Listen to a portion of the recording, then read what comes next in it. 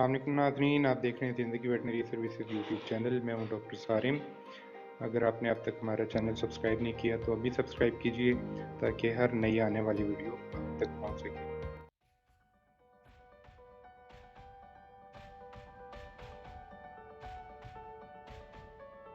अस्सलामुअलैकुम नाज़रीन, आप देख रहे हैं ज़िंदगी veterinary services YouTube channel. Pets के अंदर वॉमिटिंग है, जो उन्होंने खाया वही चीज़ बाहर निकाल दी, तो ये बड़ा डिपेंड करता है कि वॉमिटिंग का रीज़न क्या है। अक्सर हिस्ट्री ये होती है, आपने फीड चेंज की, फीड चेंज करने के बाद डायरिया हो गया, वॉमिटिंग स्टार्ट हो गई। दूसरा ये रीज़न हो सकता है कि आपने कोई फीड ऐसी दी जो बिल्ली को पसंद नहीं थी, उसका टेस्ट अच्छा नहीं लगा, उसने उस टाइम भूख लगी हुई थी, उसने खा ली, डॉग ने, कैट ने उसने फीड खा ली, लेकिन बाद में इनडाइजेशन की वजह से या उसको फीड रिजेक्शन की वजह से उसने फीड वॉमिट कर दी, बाहर निकाल दी। तीसरा रीज़न जो है वॉमिटिंग का वो होता है उसके पेट के अंदर वर्म्स बहुत ज़्यादा थे, वर्म लोड था, उसकी वजह से उसने वॉमिट कर दिया। ऑब्स्ट्रक्शन हो सकती है पेट के अंदर कि बहुत ज़्यादा वर्म लोड था या बहुत ज़्यादा खा लिया, कॉन्स्टिपेशन हो गई तो खाना पास नहीं कर रहा है इंटेस्टाइन्स को और उसको स्टूल नहीं आ रहा, जिसको हम कहते हैं बंद पड़ा हुआ है, तो वो वॉमिट कर दे रहा है। इनडाइजेशन का मसला है, पेट सही डाइजेस्ट नहीं कर रहा तो वो वॉमिट कर देता है। उसमें ये होता है कि खाना खाया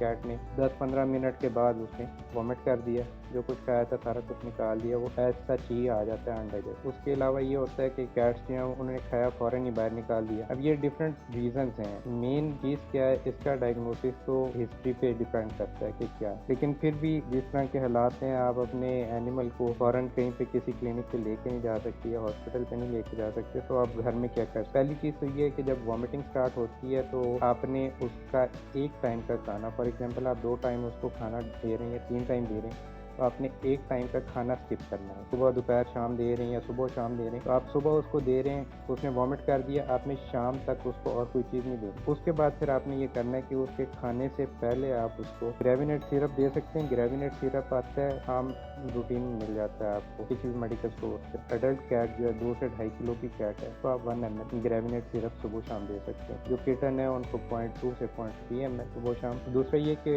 फीड आपने ऑफर नहीं करनी, जो ड्राई फीड आती है वो आपने हटा देनी। आपने उनके लिए सिर्फ दही रखना है, आप उनको दही दें। पानी उनके लिए रखें, अगर उनको प्यास लग रही है, पानी पी रही है, तो आपने पानी रखना है ORS वाला। सेम है डॉग और कैट के लिए। डॉग में अगर आप अडल्ट डॉग को ग्रेविनेट दे रहे हैं तो आप 3 ml दे सकते हैं सुबह शाम, और अगर आप पप को दे रहे हैं जो 5 से 10 किलो का है तो उसको आप 2 ml दे सकते हैं सुबह शाम। 3 से 4 ml अडल्ट को और 1 से 2 ml जो छोटे 6 माह तक के डॉग हैं। स्पेसिफिकली अगर आप लैब है आपके पास, जर्मन शेफर्ड है 6 महीने का, तो 2 ml सुबह शाम दे सकते हैं। इसके अलावा मैं रिकमेंड करता हूँ ग्रेप वाटर आता है, ये छोटे बच्चों के लिए इस्तेमाल होता है हाजमे के लिए, वो आप यूज़ कर सकते हैं। ग्रेप वाटर कैट के लिए जो है वो 1 ml सुबह शाम, एडल्ट के लिए किटन के लिए 0.3 ml सुबह शाम, डॉग के लिए जो है वो 3 ml सुबह शाम एडल्ट के लिए, और जो छोटा डॉग है उसके लिए 1 ml सुबह शाम। गेविस्कोल सिरप आप यूज़ कर सकते हैं डॉग्स के अंदर 3 ml सुबह शाम, और कैट्स के अंदर जो है वो 1 ml सुबह शाम। ये जितनी मैंने ट्रीटमेंट बताई ये